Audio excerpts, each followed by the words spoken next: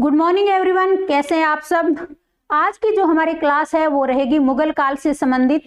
इससे पहले हमने दिल्ली सल्तनत से संबंधित जितनी भी हमारी क्लास है सभी को कंप्लीट कर लिया था। उसके बाद हमने दक्षिणी भारत में जो दो साम्राज्य है, विजयनगर साम्राज्य और बहमनी साम्राज्य, उनको भी हमने कंप्लीट कर लिया है। आज की जो हमारी क्लास है मुगल काल से शुरू होगी। आज की क्लास में हम देखेंगे जो मुगल काल है, मुगल काल, उसमें मुगल वंश की स्थापना किसके द्वारा की जाती है, इन सभी चीजों पे बात करेंगे। तो जो मुगल काल है 1526 से कब तक है, 1707, ये क्या है, मुगल काल का टाइम है। और उसके बाद में दूसरे पार्ट की अगर हम बात करते हैं तो 1707 से 1857, इसे हम बोलेंगे उत्तर मुगल काल। क्या बोलेंगे, उत्तर मुगल काल, उत्तर मुगल काल। तो दो पार्ट में हम मुगल काल को देखते हैं। एक मुगल काल जो 1526 में जब मुगल वंश की स्थापना भारत में होती है, किसके द्वारा की जाती है, बाबर के द्वारा की जाती है। और 1707 ईस्वी तक हम कह सकते हैं कि मुगलों का स्वर्ण काल भारत में रहता है। उसके बाद में 1707 के बाद में और 1857 तक अंतिम मुगल शासक जो मोहम्मद बहादुर शाह जफर तक रहता है।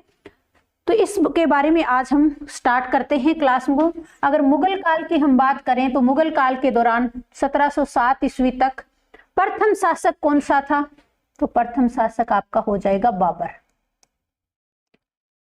दूसरा आपका हो जाएगा हुमायूं। कौन सा हो जाएगा, हुमायूं। तीसरा अकबर, तीसरा शासक कौन सा है, अकबर। चौथा आपके हो जाएंगे जहांगीर। चौथे कौन हो जाएंगे, जहांगीर। पांचवें नंबर पे शाहजहां। पांचवें नंबर पे कौन होंगे, शाहजहां। छठे नंबर पे औरंगजेब। इनको आपको ऐसे सीक्वेंस में याद रखना है अच्छे से, कई बार इनका क्रम भी पूछ लिया जाता है। सातवें नंबर पे आपके हो जाएंगे बहादुर शाह प्रथम, बहादुर शाह। उसके बाद में 1707 में बनते हैं। औरंगजेब की कब मृत्यु होती है, 1707 ईस्वी में। और बहादुर शाह प्रथम जो है, बहादुर शाह प्रथम 1707 ईस्वी में शासक बनते हैं। और उसके बाद में हम देखते हैं कि धीरे धीरे अंग्रेज किस तरह से पूरे भारत पे अपना कब्जा कर लेते हैं। और 1857 में मोहम्मद जो आपके बहादुर शाह जफर होते हैं, अभी बहादुर शाह प्रथम बनेंगे लेकिन 1857 में बहादुर शाह जफर जो होते हैं उनकी मृत्यु हो जाती है। तो इस तरह से मुगल वंश का क्या हो जाता है, अंत हो जाता है। अभी हम मुगल वंश की स्थापना की बात करते हैं, भारत में किस तरह से मुगल वंश की स्थापना होती है। तो मुगल वंश की स्थापना अगर मैं बताऊं आपको, तो मुगल वंश की स्थापना किसके द्वारा की जाती है भारत में, स्थापना तो ये आपकी की जाती है बाबर के द्वारा। पहला शासक मुगल वंश का कौन है, बाबर। कब की जा रही है, 1526 ईस्वी में की जा रही है। कब की जा रही है, 1526 ईस्वी में की जा रही है। तो आज की क्लास में हम बाबर के बारे में पढ़ेंगे कि बाबर ने किस तरह से भारत पर आक्रमण किया, कैसे मुगल वंश की स्थापना की, कौन कौन से युद्ध जो है उसने यहाँ पे बाबर ने किए थे। तो मुगल वंश की स्थापना 1526 में हो जाती है। और इसका जन्म कहाँ पे होता है, बाबर का जन्म कहाँ होता है, बाबर का जन्म होता है 14 फरवरी 1483 ईस्वी को। कहाँ पे होता है, फरगना में। 14 फरवरी आपको याद रहेगा, वैलेंटाइन डे का दिन है 14 फरवरी। और 1483 में ही होता है, कहाँ पे होता है, फरगना में होता है। कहाँ पे होगा, फरगना में। वर्तमान में अगर बात करूं तो वर्तमान में फरगना क्षेत्र कहाँ पे पड़ता है, उज्बेकिस्तान वाले एरिया में। कौन से एरिया में पड़ता है, उज्बेकिस्तान वाले एरिया में पड़ता है। इसके पिता जो थे, बाबर के पिता का नाम क्या था, पिता का नाम था शेख उमर अब्दुल्ला। शेख उमर अब्दुल्ला। और इनकी माता कौन थी? तो बाबर की माता का क्या नाम था? जिस भी बच्चे को पता है वो बताइए, शाबाश, कमेंट बॉक्स में बताएंगी। कुतलुग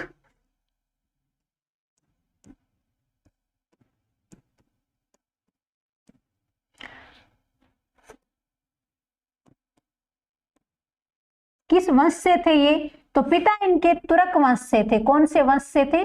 तुर्क वंश से। और माता मंगोल वंश से थी। कौन से वंश से थी? मंगोल वंश से थी। तो तुर्क और मंगोल इन दोनों जातियों से कौन निकले थे? मुगल निकले थे। और मुगल का क्या मतलब होता है? बहादुर। क्या होगा अर्थ इसका? बहादुर।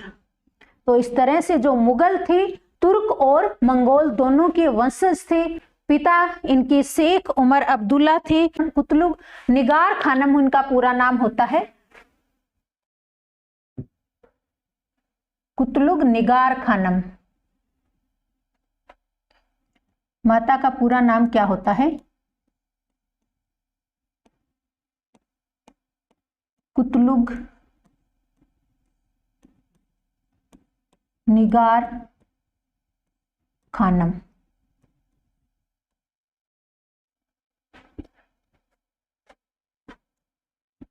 भारत पर जब बाबर आक्रमण करता है, कब करता है? 1526 ईस्वी में करता है। ये बहुत ही कम उम्र में अपने पिता की मृत्यु के बाद लगभग 14-15 वर्ष की उम्र में ही शासक बनना पड़ता है इसको, क्योंकि इसके पिता की मृत्यु हो जाती है। फरगना के एक छोटे से क्षेत्र में इसके जो पिता होते हैं शेख उमर अब्दुल्ला, वो शासक होते हैं और पिता की मृत्यु के बाद ये शासक बनता है। और आपको यहाँ पे भी ध्यान रखना है कि जो मुगल है वो तुर्क और मंगोल दोनों के ही वंशज थे। मंगोल चंगेज खान जो भारत में आया था उसी के वंशज, यानी मंगोलिया क्षेत्र के रहने वाले मंगोल थे। और तुर्क दोनों का ये वंशज कौन हो जाएंगे? मुगल हो जाएंगे। और जिनको क्या कहा जाता है? मुगल का मतलब होता है बहादुर। अब भारत में जब बाबर आता है, भारत पर आक्रमण कब करता है बाबर? भारत पर आक्रमण तो प्रथम आक्रमण की अगर हम बात करें, भारत पर प्रथम आक्रमण 1526 में जब बाबर भारत पर आक्रमण करता है तो वो उसका कौन सा आक्रमण होता है? 5वां आक्रमण होता है।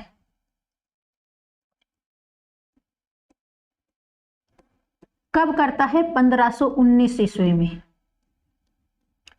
कब करेगा? 1519 ईस्वी में। पहले जब 4 आक्रमण बाबर भारत पर करता है तो वो भारत में अपनी सत्ता स्थापित नहीं करता है, न ही वह आंतरिक भागों पर आक्रमण करता है। पहले वह भारत की सीमाओं पर ही आक्रमण करता है और वह जो है पंजाब के क्षेत्र पर जीत भी हासिल कर लेता है और वापस चला जाता है। और उसके बाद में जब वो 1526 में आक्रमण करता है तो दिल्ली के शासक इब्राहिम लोदी के साथ उसका युद्ध होता है। तो प्रथम जो युद्ध होता है उसका किसके साथ होता है? प्रथम उसका युद्ध होगा, कहां पे होगा वो? पानीपत का प्रथम युद्ध। किसका? बाबर का।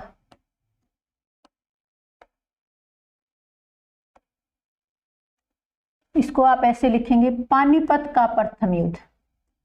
ये बाबर का भी भारत में आंतरिक भाग में प्रथम है। पहले वह भारत की केवल सीमाओं पर ही आक्रमण करता है। पानीपत का प्रथम युद्ध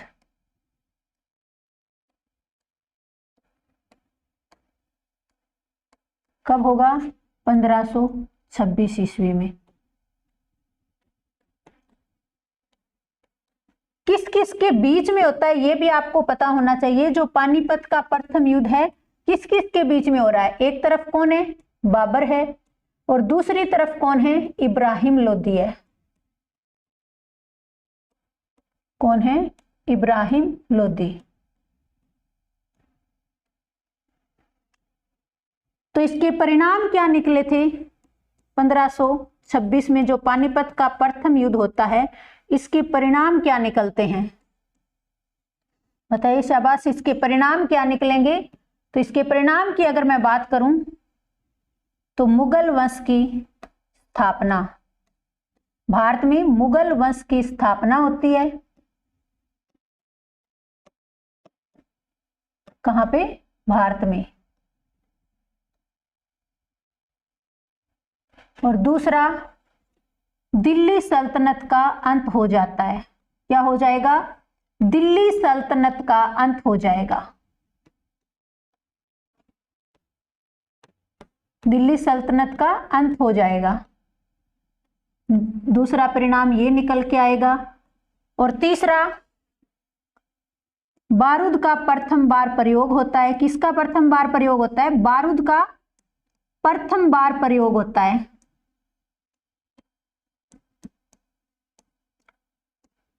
ये जो कुछ पॉइंट्स हैं मैं जो आपको नोट करवा रही हूं, ये एग्जाम में आपसे पूछे जाते हैं।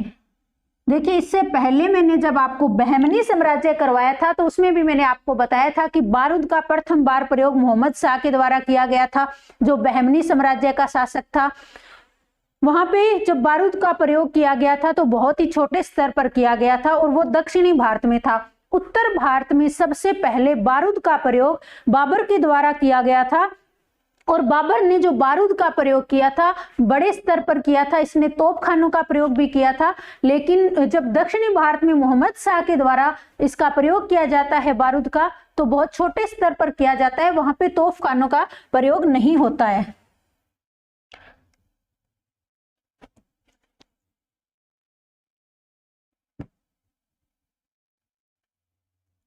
नेक्स्ट हमारा पॉइंट हो जाएगा, बारूद का प्रयोग होगा युद्ध की तुगलमा पद्धति का प्रयोग। किसका प्रयोग होता है? युद्ध की तुगलमा पद्धति का प्रयोग होता है। तो ये कुछ विशेषताएं होती है। परिणाम निकलते हैं पानीपत के युद्ध के। कौन कौन से परिणाम निकलते हैं? पानीपत के युद्ध के बाद क्या होता है? इब्राहिम लोदी की हार हो जाती है। किसकी हार हो जाती है? इब्राहिम लोदी की हार हो जाती है। ऐसा कहा जाता है कि इब्राहिम लोदी की सेना जो थी लगभग 1 लाख सैनिकों की सेना थी, जबकि बाबर की सेना कुल मात्र जो है कितनी थी? 12,000 सैनिक थे। लेकिन उसने यहाँ पे तोपखानों का प्रयोग किया, जिसकी वजह से ऐसा भी कहा जाता है कि सुबह के टाइम में युद्ध शुरू होता है और दोपहर तक युद्ध सिमट जाता है, जिसमें इब्राहिम लोदी की मृत्यु हो जाती है। और दिल्ली सल्तनत का पहला शासक था जो युद्ध क्षेत्र में मारा गया। कौन था? इब्राहिम लोदी। इब्राहिम लोदी कौन सा शासक था? दिल्ली सल्तनत का, जो युद्ध क्षेत्र में मारा गया था। और इसके परिणाम क्या निकलते हैं? मुगल वंश की स्थापना हो जाती है, दिल्ली सल्तनत का अंत हो जाता है, बारूद का इसमें प्रथम बार प्रयोग होता है उत्तर भारत में, और इसमें जो बाबर है तुगलमा पद्धति का प्रयोग करता है। तो इस तरह से ये परिणाम निकल के आते हैं। और जब बाबर भारत में रह जाता है, यहाँ पे इस युद्ध के बाद वो सोचता है कि अब वो भारत में ही रहेगा।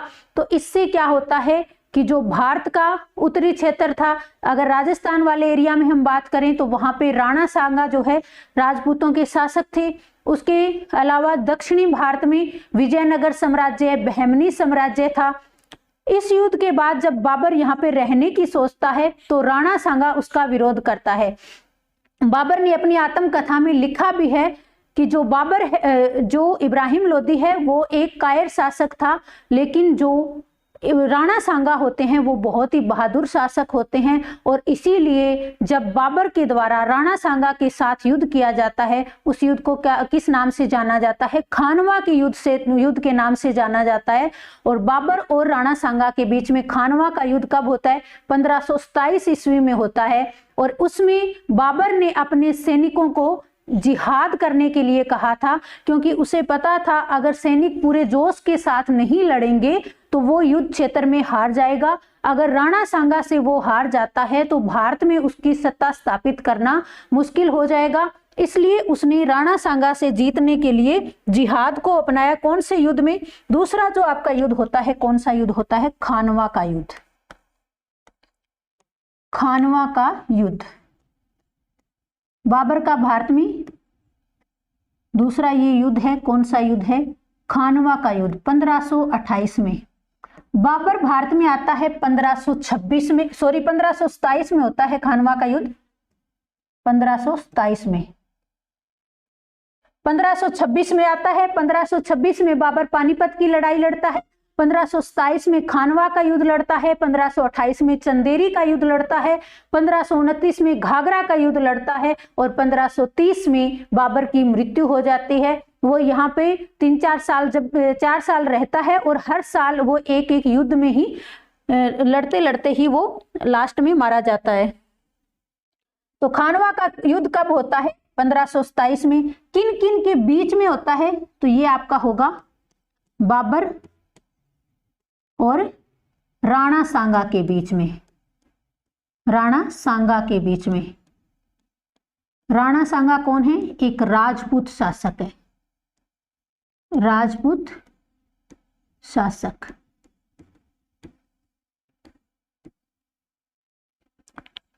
तो इन दोनों के बीच में होता है खानवा का युद्ध और इसमें राणा सांगा की क्या होती है? हार होती है। और इस युद्ध के बाद, इस युद्ध का परिणाम क्या निकलता है? इस युद्ध के बाद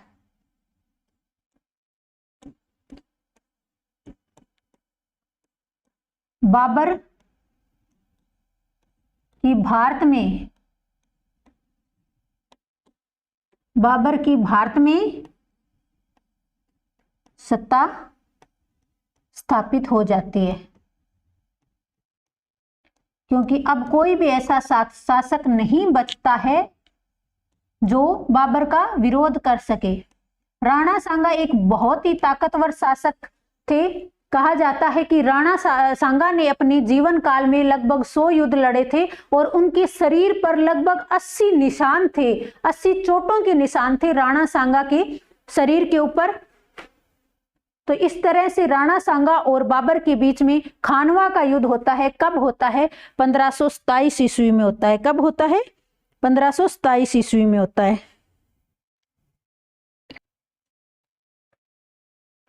इसके बाद में हम देखते हैं कि खानवा के युद्ध में क्या था?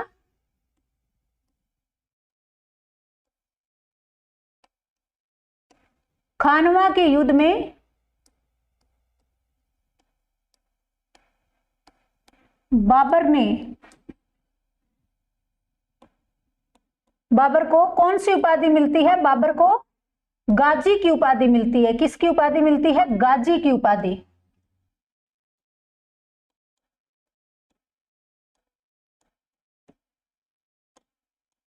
गाजी की उपाधि मिलती है।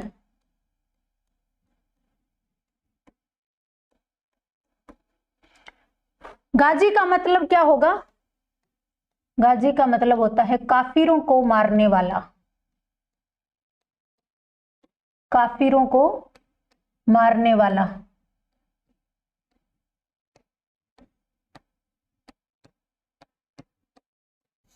कौन सी उपाधि हो जाएगी? गाजी की उपाधि। इससे पहले जब बाबर ने कौन सा युद्ध लड़ा था? पानीपत का युद्ध लड़ा था, तो उसको कौन सी उपाधि मिली थी? तो पानीपत के युद्ध के बाद बाबर को कलंदर की उपाधि मिली थी। किसकी उपाधि? कलंदर की उपाधि।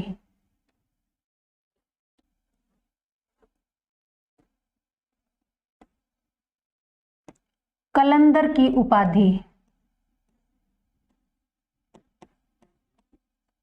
पानीपत का युद्ध जब बाबर जीत जाता है तो वो काबुल में और यहाँ पे क्या करता है कि चांदी के सिक्के बंटवाता है और इसी अपनी दया की भावना के कारण, यानी वो अपनी जो प्रजा होती है अपनी जनता के ऊपर दया की भावना दिखाता है और उसमें चांदी के सिक्के बंटवाता है।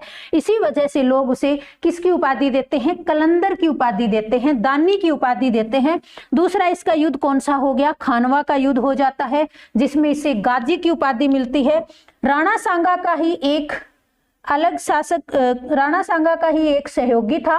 कौन था? मेदिनी राय। कौन सा हो जाएगा? मेदिनी राय, जिसके साथ कौन सा युद्ध हो जाता है? चंदेरी का युद्ध। चंदेरी का युद्ध कब होता है? तो ये आपका होगा 1528 में। कब होता है? 1528 में। किस किस के बीच में होता है?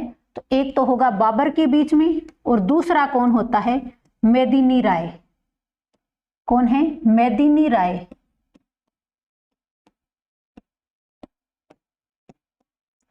मेदिनी राय ये भी क्या है? एक राजपूत शासक है। क्या है? राजपूत शासक है। कौन से एरिया में होता है? तो ये आपका होगा बुंदेलखंड, बुंदेलखंड और मालवा की सीमाओं पे होता है। बुंदेलखंड और मालवा की सीमाओं पर। किस किस के बीच में हो रहा है? बाबर और मेदिनी राय के बीच में, मालवा की सीमाओं पे होता है।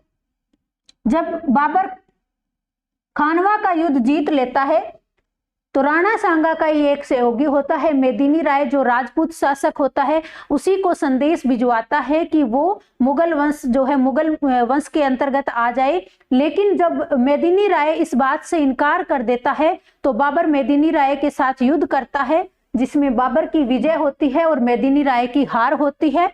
कौन सा युद्ध है? चंदेरी का युद्ध है। कब होता है? 1528 ईस्वी में बुंदेलखंड और मालवा की सीमाओं के ऊपर होता है, जिसमें बाबर विजयी होता है। तो इस तरह से बाबर का ये कौन सा युद्ध हो जाता है? तो ये बाबर का तीसरा युद्ध हो जाता है। और इस युद्ध में भी बाबर ने किसका प्रयोग किया था? जिहाद का। खानवा और चंदेरी, खानवा और चंदेरी, कई बार ये एग्जाम में पूछा गया है कि किस युद्ध में बाबर ने जिहाद का प्रयोग किया था। तो खानवा और चंदेरी के युद्ध में बाबर ने जिहाद का प्रयोग किया था, जिहाद का प्रयोग किया था। जिहाद किस लिए? इस्लाम धर्म की रक्षा के लिए, इस्लाम धर्म की रक्षा के लिए। इसमें उसने लोगों की सहानुभूति पाने के लिए जिहाद के साथ साथ शराब छोड़ने के लिए भी अनुमति की थी, और इसने शराब को वैसे ही बहा दिया था ताकि लोगों की सहानुभूति मिले कि ये जो शासक है वो एक बहुत ही नेक प्रिय शासक है। तो इसने यहाँ पे जिहाद का भी प्रयोग किया है और शराब की जो अनुमति मिली थी उसको भी बंद कर दिया था, इन दोनों युद्धों को जीतने के लिए और भारत में अपनी सत्ता स्थापित करने के लिए। तो इस तरह से बाबर ये तीनों युद्ध जीत जाता है और एक युद्ध लास्ट में इसका रह जाता है। 1529 ईस्वी का युद्ध होता है। कौन सा युद्ध होगा? घाघरा का युद्ध। कौन सा युद्ध हो जाएगा? घाघरा का युद्ध। कब होता है ये? घाघरा का युद्ध ये होगा आपका 1529 ईस्वी में। कब होता है? 1529 में। किस किस के बीच में हो रहा है? एक होगा बाबर और दूसरा अफगान शासक, अफगान शासक महमूद लोदी। कौन सा हो जाएगा? महमूद लोदी।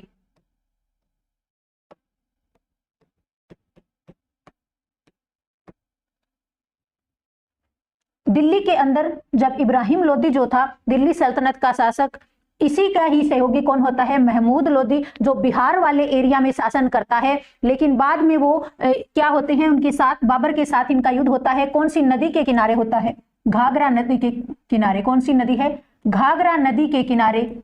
और इसीलिए इसे घाघरा का युद्ध कहा जाता है। किस नदी के किनारे हो रहा है? घाघरा नदी के किनारे। और इसीलिए इसे क्या कहा जाता है? घाघरा का युद्ध कहा जाता है। तो बाद में अफगान शासक महमूद लोदी, अफगानों के साथ में ये मिलके वहां पे शासन करता है महमूद लोदी। तो इनके बीच में ये होता है 1539 ईस्वी में घाघरा का युद्ध, जिसमें बाबर की फिर से जीत होती है और महमूद लोदी की हार हो जाती है। 1529 का भारत में इसका ये अंतिम युद्ध था। भारत, यह है बाबर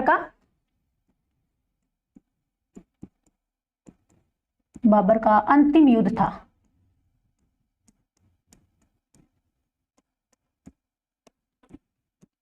कौन सा युद्ध था? घाघरा का युद्ध। और बाबर की मृत्यु कब हो जाती है? तो बाबर की मृत्यु आपकी हो जाएगी 1530 में, 26 दिसंबर 1530 को बाबर की मृत्यु हो जाती है। कब हो जाएगी? 1530 को बाबर की मृत्यु हो जाएगी।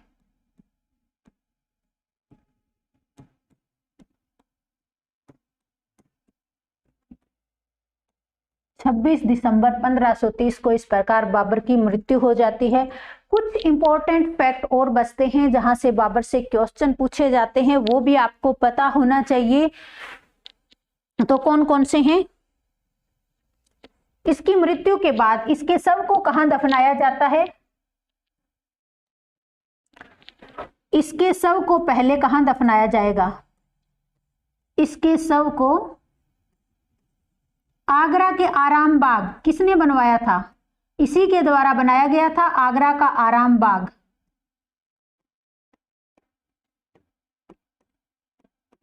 आगरा के आराम बाग में दफनाया जाता है। कहां पे दफनाया जाता है? आराम बाग में। लेकिन बाद में बाबर ने अपनी आत्मकथा, बाबर की जो आत्मकथा थी कि क्या नाम था उसका? तुज्जुक ए बाबरी, यानी बाबरनामा जिसे कहते हैं, उसमें बाबर ने लिखा था कि मेरी मृत्यु के बाद मेरे शव को कहां दफनाया जाए? काबुल में दफनाया जाए। तो इसके शव को पहले आगरा के आराम बाग में दफनाया जाता है और बाद में कहां दफनाया जाएगा? काबुल में। कहां पे दफनाया जाएगा? काबुल में।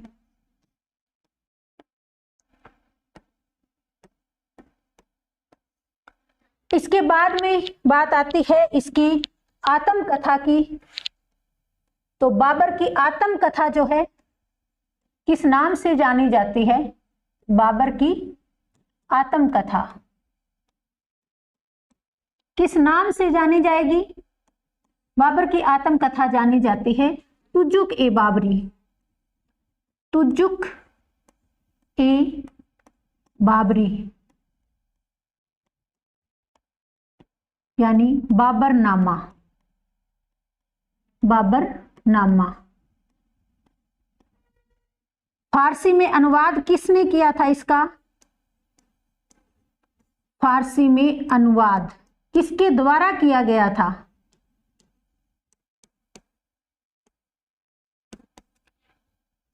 तो ये किया गया था अब्दुर रहीम खान ए खाना। अब्दुर रहीम खान ए खाना के द्वारा। किसके द्वारा? अब्दुर रहीम खान ए खाना। ये कौन थे? इसके बाद में जब हम पढ़ते हैं,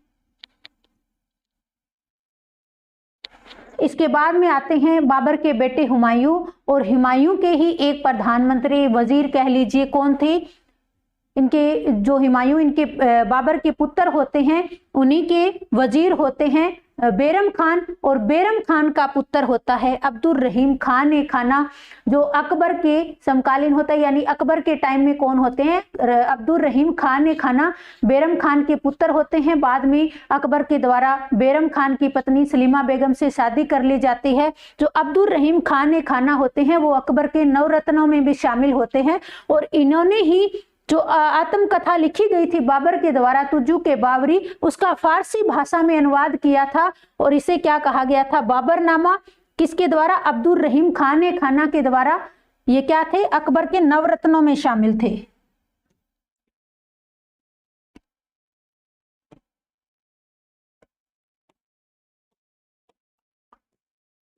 किसमें शामिल थे? अकबर के नवरत्नों में।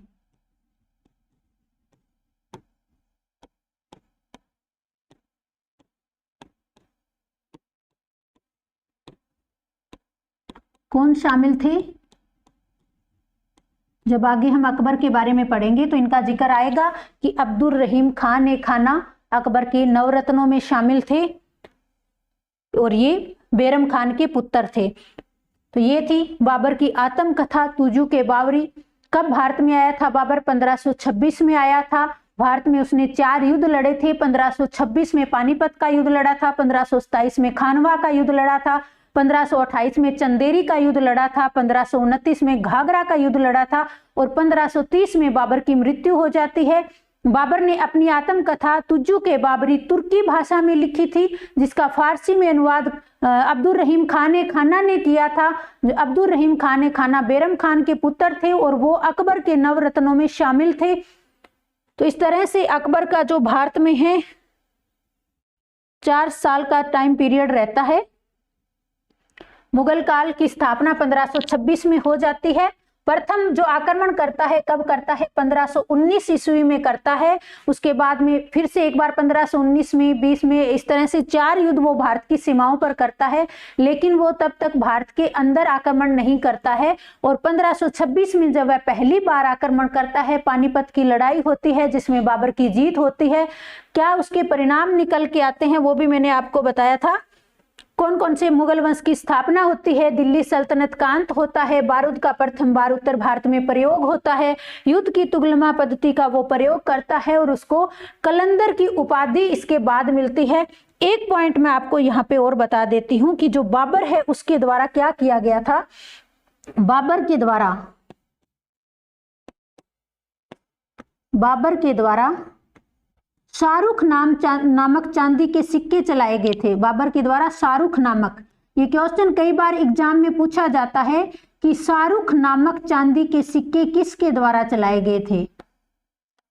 चांदी के सिक्के किसके द्वारा चलाए गए थे? तो बाबर के द्वारा चलाए गए थे। और 1530 में बाबर की मृत्यु हो जाती है।